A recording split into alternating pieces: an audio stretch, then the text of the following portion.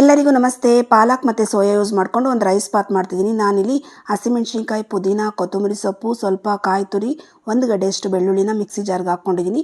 ಇದನ್ನು ಹಾಕ್ಕೊಂಡು ನುಣ್ಣಗೆ ರುಬ್ಕೊಂಡಾದಮೇಲೆ ಪಾಲಕ್ನೂ ಹಾಕ್ಕೊಂಡು ಪ್ಯೂರಿ ಮಾಡಿಕೊಂಡು ಸೈಡ್ಗೆ ಇಟ್ಕೊಳ್ತೀನಿ. ಈಗ ಕುಕ್ಕರ್ಗೆ ಒಂದು 3 ಸ್ಪೂನ್ ಎಣ್ಣೆ ಹಾಕ್ಕೊಂಡಿದ್ದೀನಿ.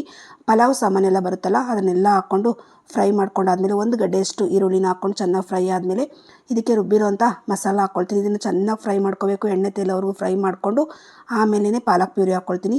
ಇದೆಲ್ಲ ಹಸಿ ಮಸಾಲ ಹಾಕೋಣ, ಚೆನ್ನಾಗಿ ಫ್ರೈ ಮಾಡ್ಕೊಳ್ಳಿ.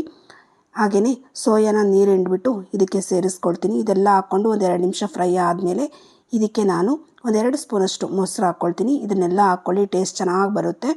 ಆಮೇಲೆ 2 ಗ್ಲಾಸಷ್ಟು ಅಕ್ಕಿನ ಚೆನ್ನಾಗಿ ತೊಳೆದು ಹಾಕ್ಕೊಂಡು ಇದಕ್ಕೆ 4 ಗ್ಲಾಸಷ್ಟು ನೀರು ಹಾಕ್ಕೊಂಡಿದ್ದೀನಿ. ಇದು ಒಂದು ಕುದಿ ಬಂದಮೇಲೆ ರುಚಿಗೆ ತಕ್ಕಷ್ಟು ಉಪ್ಪು, 1 ಸ್ಪೂನ್ ತುಪ್ಪ ಹಾಕ್ಕೊಂಡು ಒಂದು 3 ವಿಸಿಲ್ ಕೂಗಿಸ್ಕೊಂಡ್ರೆ ಟೇಸ್ಟಿಯಾಗಿರೋ ರೈಸ್ ಬಾತ್ ರೆಡಿ ಆಯಿತು. ದಯವಿಟ್ಟು ಚಾನಲ್ನ ಸಬ್ಸ್ಕ್ರೈಬ್ ಮಾಡಿಕೊಂಡು ಲೈಕ್, ಶೇರ್, ಕಮೆಂಟ್ ಮಾಡಿ.